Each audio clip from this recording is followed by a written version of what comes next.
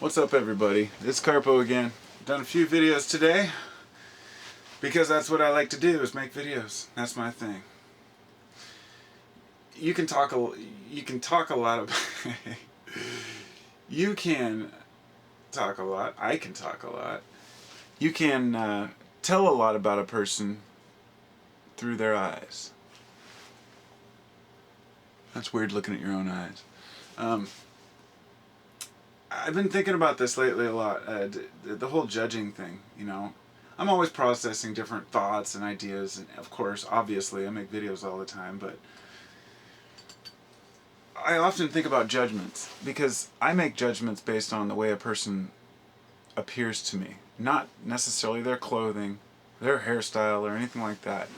But when a person looks at me, looks me in the eye, and tells me something, I make a judgment based on whether or not I trust this person. I may not follow that judgment through. I may be suspicious about a person, but still give them the chance, which we all do that all the time, and then say later, I should have known, I did know, but I didn't follow my intuition. Often a person will make a promise or tell me something, and they'll look me in the eye, and I will believe them 100%. And it's like they say, the eyes are the window to the soul. It's a very cliche saying. It really doesn't explain exactly what is going on there. And because often I hear this, you know, that we shouldn't judge people, we should judge people based on their actions, which is true. Judge a person on their actions, not on how they look. But how they look and how they appear physically are different things. So, you can't judge a person just because you think they're ugly, or trust a person because they're beautiful. That's foolish, and that goes without saying. But if you look at a person and their eyes are telling a story, what is that story and how can we read it? My belief is that we process information much more frequently than we realize. You know, though our eyes are taking in information, and our brain is turning it into structure and color, at the same time, we're also receiving other types of input. And some of that may be electromagnetic in nature. So, you're not consciously thinking, oh, that's a brown table, or that's a blue record. It just is, because your brain does all that for you. You just know it is. And the same thing happens, perhaps, with electromagnetic energy. That your brain is going on in the background, it's interpreting this data, it's raw data, it's processing it and allowing you to make decisions based on the circumstances. This would lend a lot of credibility to the idea when a person's driving down the street and they decide to take a different route because something just doesn't feel right, and they find out that there was a huge accident, or they would have been, you know, the road washed out or something. And these things happen all the time. And we don't... It's easy to say, well, what about all the times when a person takes a different way and nothing happens? You know, we don't notice that because the human mind is designed to recognize patterns.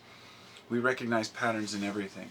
So there's the patterns that we're conscious of, and then there's the subconscious patterning, which we're completely oblivious to.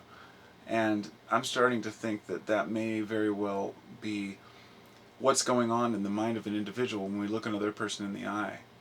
And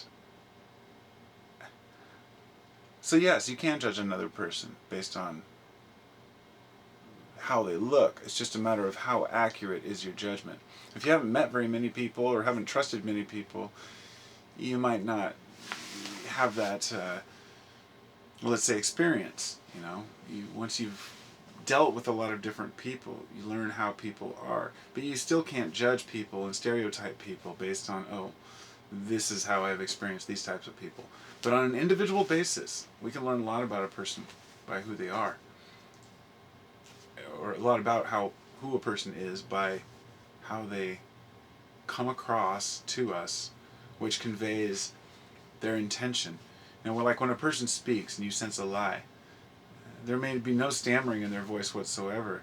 It may very well just be something more intuitive that's based on them telling a lie, being conscious that they're telling a lie, and therefore that lie comes with an electromagnetic tag, if you will, that tells you, oh, that guy's lying to me. This is all speculation on my part, but it really makes sense to me that the body has many more, we know that it's constantly processing so much information, the subconscious and the conscious, but most of our time is spent processing visual information, as we look around. That's why we close our eyes to meditate. But, there's a lot of stuff around us to distract us. But when you're one-on-one with the person, I think that there's something going on there. I really do. And if you look into this eye right here, you'll see that I'm not lying to you.